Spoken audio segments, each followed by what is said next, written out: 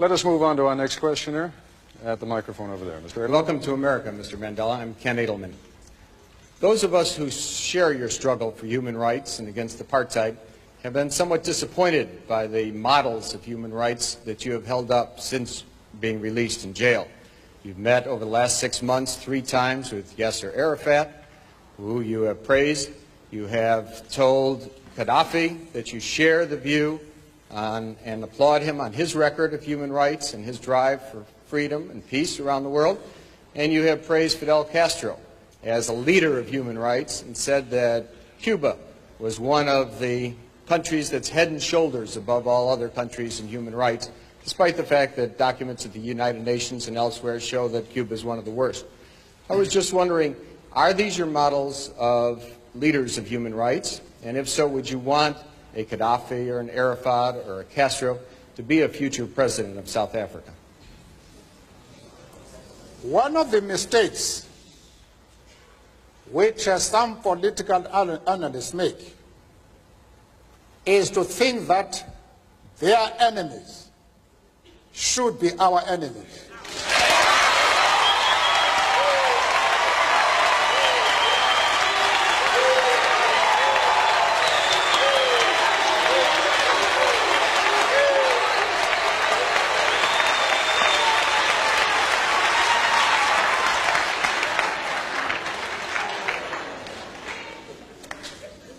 That we can and we will never do. We have our own struggle which we are conducting. We are grateful to the world for supporting our struggle. But nevertheless, we are an independent organization with its own policy. And the attitude of every country towards, our attitude towards any country is determined by the attitude of that country to our struggle.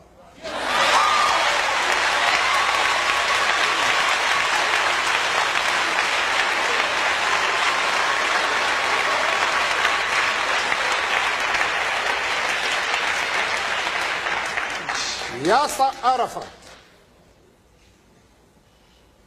Colonel Gaddafi,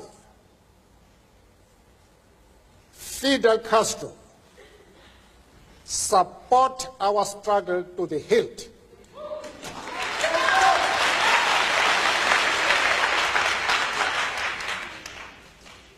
There is no reason whatsoever why we should have any hesitation about hailing their commitment to human rights as they are being demanded in South Africa.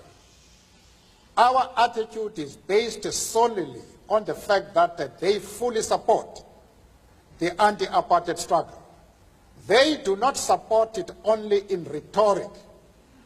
They are placing resources at our disposal for us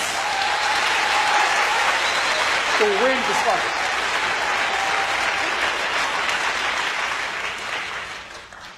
That is the position